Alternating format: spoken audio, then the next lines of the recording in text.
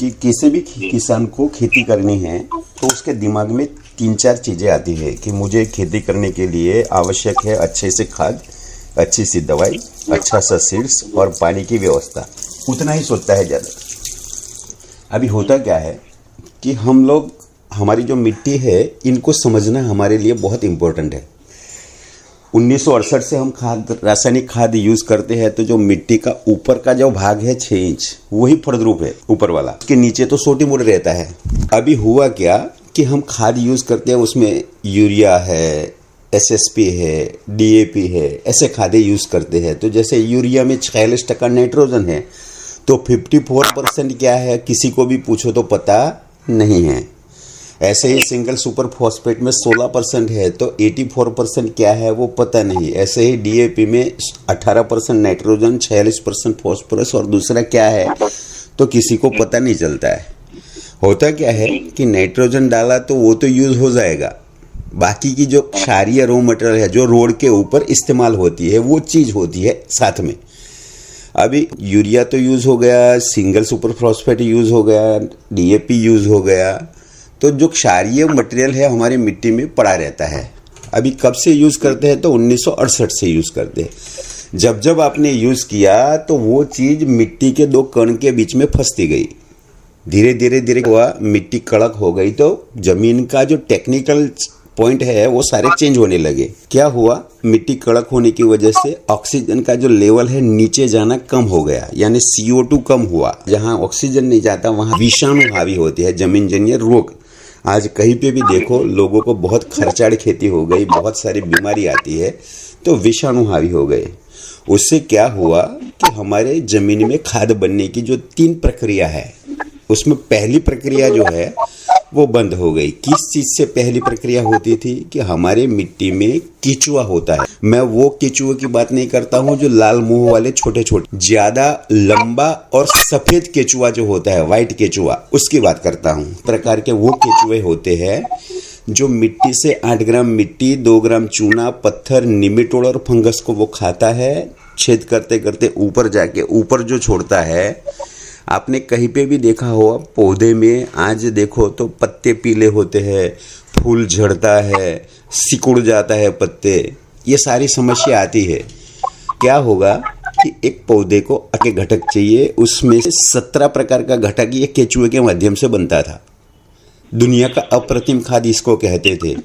लेकिन अभी क्या हुआ, टेम्परेचर 35 डिग्री के ऊपर गया तो कहीं पे भी केचुआ नहीं दिखेगा आपको। किसी को भी पूछो तो वो बोलता है कि सर केचुआ तो मर गया। मरा नहीं है, 3 मीटर नीचे जाके सुसुप्त अवस्था में पड़ा रहा है। तो खाद, सबसे तगड़ा खाद बनने की जो व्यवस्था थी कुदरती, वो ब्रेक हो गई, बंद हो गई। खाद हम बनाते हैं जीवाणु के माध्यम से। जैसे यूरिया तो नाइट्रोजन होता है, तो यूरिया में जो नाइट्रोजन के जीवाणु होते हैं उसको खाते हैं, ऊर्जावान बनते हैं। DAP में फॉस्फोरस और नाइट्रोजन के जीवाणु का भोजन होता है। ऐसे ही सिंगल सुपर फॉस्फेट में इसके जीवाणु होते हैं। ऐसे अलग अलग जीवाणु होते हैं, वो उनका खुद का अणु खाते हैं, ऊर्जावान बनते हैं, मरते हैं और खनिज के तौर पे पौधे को मिलते हैं। ये सिस्टम है दूसरा खाद बनने की प्रक्रिया। अभी क्या हुआ, जीवाणु का जो आयुष्य है 13 से 18 मिनट होता है। वो क्या करता है तो कोश विभाजन की प्रक्रिया के माध्यम से नई पीढ़ी को जन्म देता है, खुद मरता है और मरने के बाद पौधे को खनिज के तौर पे पौधे को मिलता है। अभी कोई भी जंगल की मिट्टी 1 ग्राम चेक करो तो 10 से 20 करोड़ जीवाणु है।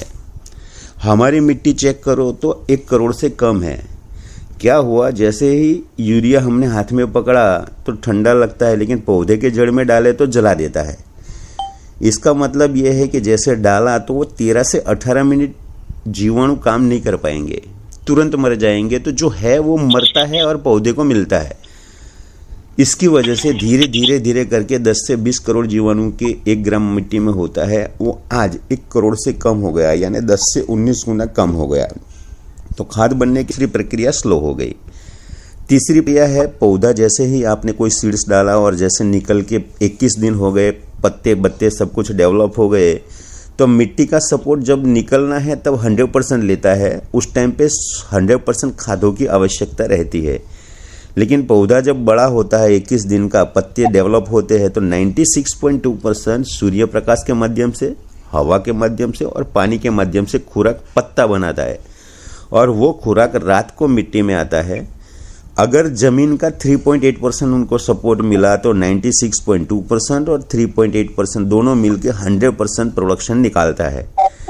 अभी क्या होता है, ऊपर से खुराक तो नीचे आता है लेकिन जमीन का सपोर्ट 3.8% नहीं मिलता है। उस वजह से विषाणु जो मैंने बोला वो चोरी कर लेते हैं उस खुराक को। चौथा, हवा में 78% नाइट्रोजन है। पूरी दुनिया बोलती है, हर यूनिवर्सिटी बोलती है। जैसे मैं आनंद यूनिवर्सिटी में जाता हूँ तो हम लोग इसी को ही पढ़ाते हैं का 78% हवा में नाइट्रोजन है। फिर भी आपने देखा होगा कि यूरिया में तो सिर्फ 46% नाइट्रोजन है।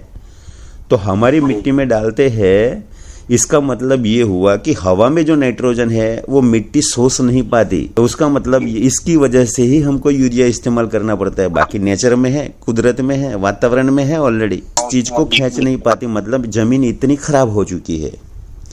आपने देखा होगा कि ऊपर की जो सपाटी है उसमें पानी आता है बारिश का, तो कड़क मिट्टी होने की वजह से नदी, नाला और समंदर में चला जाता है और पानी का लेवल धीरे धीरे मिट्टी से कम हो रहा है। ऊपर की सपाटी जो एक 6 इंच की जो सपाटी होती है उसमें आपने देखा होगा कि सालों से हम खाद डालते हैं तो ऊपर की जो सपाटी है वो खनिज ही है, लेकिन उसके बावजूद भी पौधा उठा नहीं पाता है। तो इसका मतलब इतनी सारी बीमारियां मिट्टी में हमने पैदा कर दी है, जिसकी वजह से जो नेचर है, जो जंगल है, जंगल में जो सिस्टम है, वो हमारे खेतों में जो जंगल की सिस्टम ब्रेक हो गई। आज आपने देखा होगा कि जंगल में कोई खाद नहीं डालते। जंगल भूल जाओ, जिस रास्ते से आप आते हैं उस रास्ते में भी जो पेड़ है होते हैं उसको भी कोई खाद डालते, दवाई डालते किसी को नहीं देखा होगा। अरे वो भी भूल जाओ, आपका खेत है